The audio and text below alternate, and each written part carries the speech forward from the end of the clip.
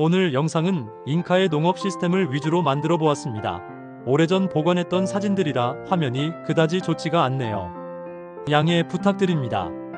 잉카 제국이 어떻게 세계 최대의 산악 제국을 유지할 수 있었는지 보여주는 중요한 흔적이 계단식 밭입니다. 잉카 제국은 해발 2000m에서 4000m가 넘는 고산지대에 세워졌습니다. 이 척박한 환경에서 잉카인들은 놀라운 지혜를 발휘하게 됩니다. 테라스식 농법인 안데네스를 만들어 경사가 심한 산을 계단식 밭으로 바꾸었고 수로를 연결해 관계 시스템을 완성했습니다. 여기에서 가장 중요한 작물은 옥수수, 감자, 퀴누아였습니다. 감자는 무려 3000종 이상 재배되었고 기온차가 심한 산악 지역에서 건조한 행동을 반복하여 만든 추뇨는 수십 년 동안 보관이 가능했습니다. 이렇게 다양한 작물을 기후대별로 분업해 재배하며 각 지역에는 킬카 또는 콜카라고 하는 창고를 만들어 저장하여 제국 전체에 분배를 했습니다. 이 창고는 높은 고온의 차갑고 건조한 공기를 이용해 곡물이나 감자, 코카잎까지 장기 보관할 수 있었습니다. 그리고 로마의 길과 비견되는 카파크냔이라고 불리는 무려 4만 킬로에 이르는 잉카의 길을 통해 제국 전역을 연결했고 주요 간선 도로만 해도 약 6000km나 되었다고 합니다. 이 길은 지금의 콜롬비아에서부터 아르헨티나, 칠레까지 연결이 되어 있었고 이카 제국의 거대한 영토를 통합할 수 없던 핵심 기반이 되었다고 합니다. 전령인 차스키가 이러한 수송을 담당하였다고 합니다. 이들은 릴레이식으로 달리는데 하루에 약 240km를 달릴 수가 있었다고 합니다. 또한 이러한 꼴가는 제국 정복을 하는 군인들이 이동시 군량미의 역할도 하였습니다. 이러한 것을 유지할 수 있었던 것은 미타라는 공동노동 제도를 통해 농민들이 창고 관리인 도로 건설 수로 정비에 참여했습니다. 훗날 독립 후 라 아시엔다라고 하는 제도로 변형이 되어서 백인들에 의한 또 다른 원주민 착취의 수단으로 변형이 되어버립니다. 이러한 제도 덕분에 잉카 제국은 흉년이나 전쟁 상황에서도 제국 전체를 먹여 살릴 수 있는 구조를 갖출 수 있었던 것입니다. 농업은 단순히 배를 채우는 수단을 넘어 종교적, 정치적으로 왕권의 강력한 지배력의 원천이었습니다. 쿠스코에서 북서쪽으로 약 50km 지점 우루밤바 계곡에는 모라이라고 하는 원형 계단식 밭으로 파여져 있는 곳을 볼 수가 있습니다. 거대한 원형 경기장을 연상케 하는 이곳은 깊이가 약 150m 정도가 됩니다. 이곳의 용도는 잉카의 농업 시험장이었다는 것입니다. 특히 옥수수와 같은 열대성 저지대 작물들을 가장 아래쪽에서 재배를 하여 매년 한 층씩 올려가며 기후에 맞게 개량을 했던 곳이라고 합니다. 계단의 아래와 위쪽과의 온도차는 거의 15도 정도가 되어서 매년 한 층씩 올려서 재배를 하여 저지대 작물을 고지대에서 생산이 가능하게끔 기후차를 극복할 수 있도록 개량을 하던 연구소 역할을 하던 곳이었다고 합니다. 잉카인들은 이곳에서 감자, 퀴누아, 옥수수 등 다양한 작물을 시험 재배하여 각 기후대에 맞는 종자를 연구한 것으로 추정합니다. 친체로는 쿠스코에서 북서쪽 약 28km, 해발 3760m에 위치한 잉카 전통이 살아있는 마을입니다. 잉카 제국 시절 중요한 농업 중심지이자 왕족의 거주지였으며 일명 무지개 고장이라고 부르기도 합니다. 잉카 황제 투팍 유판키가 궁전을 지어 휴양지로 사용을 하였던 곳이었으며 스페인 정복 시기에 마을이 불에 타 파괴되었고 잉카의 터 위에 1607년에 완공된 대표적인 바로크 양식의 식민지 교회인 성모 마리아 교회가 있는데 내부에 스페인식 벽화와 안데스 토착 양식 혼합되어 있는 것이 특이하죠. 주말마다 열리는 전통시장이 인기가 있는데 잉카 시대부터 교역지 역할을 해왔으며 지금도 현지인들이 직접 직조한 섬유, 채소, 곡물을 판매를 하고 있습니다. 친체로는 특히 안데스 전통 직조 기술로 유명한데 양모 알파카 털을 천연 염료 코치닐 벌레, 식물, 광물 등로 물들이고 전통 무늬를 짜내는 과정을 직접 볼 수 있는 곳입니다. 잉카 시대부터 내려온 직조 방식이 지금까지 이어져 내려오는 살아있는 문화유산이죠. 요즘 이곳에 친체로 국제공항을 짓고 있는데 늦어도 2027년쯤이면 개항을 한다고 합니다. 훗날 이곳의 전통적인 문화유산도 갈 길을 잃을까 아쉽네요. 살리네라스는 잉카의 소금 염전입니다. 마라스 마을 인근에 위치하며 쿠스코에서 약 40km 정도의 거리입니다. 안데스산 중턱 약 2900m에 펼쳐진 약 3000개 이상의 소금 밭으로 이루어져 있으며 잉카 이전부터 이어져 온 전통적 소금 채취 방식을 지금도 사용을 하고 있습니다. 산속의 지하 조그만 동굴에서 암염을 거쳐 솟아 나는 샘물을 자연수로로 이끌어 밭에 모아 증발시켜 소금을 얻고 있습니다. 가장 먼저 얻은 것인 하얀색을 띠는 것이 식용이고 그 외의 것은 공업용, 사료용 등으로 사용이 된다고 합니다. 염도가 높고 해수에서 얻은 소금보다 광물 성분이 뛰어나서 약용 효과도 뛰어나다고 합니다.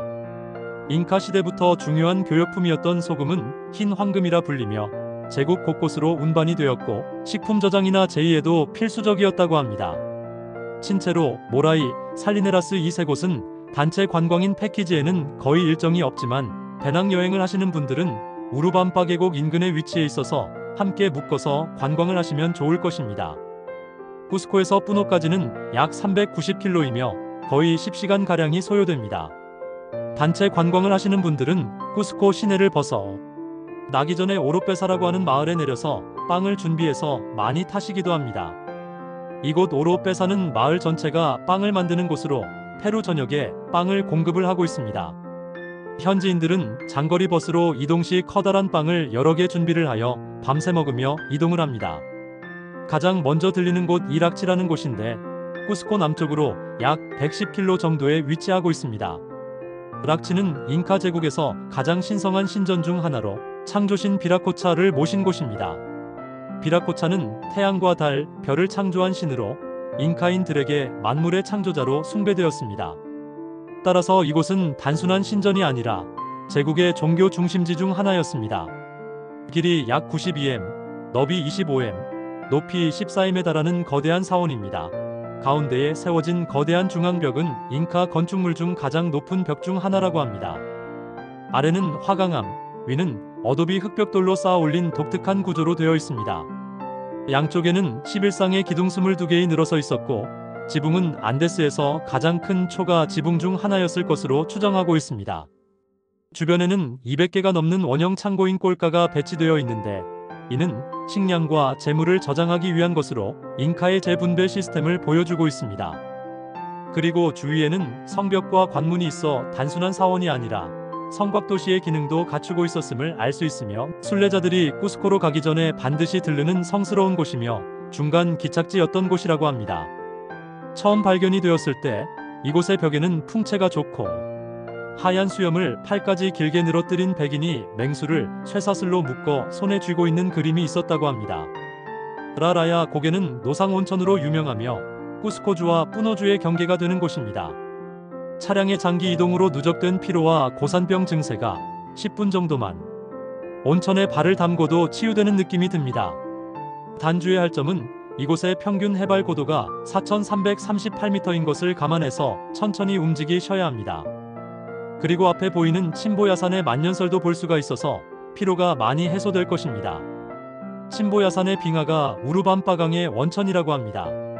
뿌노에서 약 100km 버스로 1시간 반 정도에 위치한 잉카 이전 문화의 중심지였던 푸카라 지역을 지나게 되는데 유명한 푸카라 박물관에서 잉카 이전의 석상과 유물을 볼 수 있습니다. 현재는 푸카라 소라는 도자기 장식으로 유명한데 집 지붕 위에 올려두어 행운과 풍요를 기원한다는 의미를 가지고 있다고 합니다.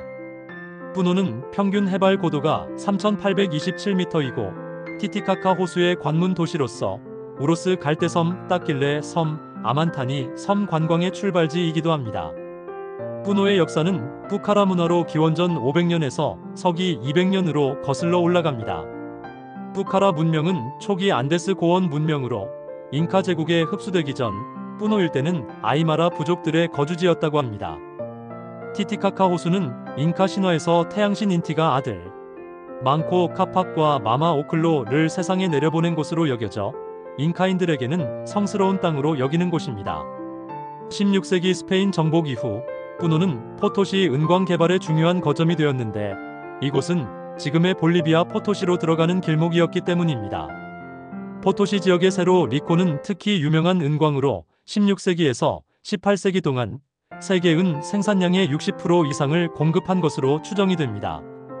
은광으로 인해 포토시는 당시 세계에서 가장 큰 도시 중의 하나였으며 세계의 금고라는 평을 받았다고 합니다. 뿌노는 오늘날 아이마라와 케추아 원주민 문화가 강하게 남아있는 도시입니다. 주민들은 여전히 케추아어와 아이마라어를 쓰며 잉카 전통 의상과 음악을 일상 속에서 이어가고 있습니다.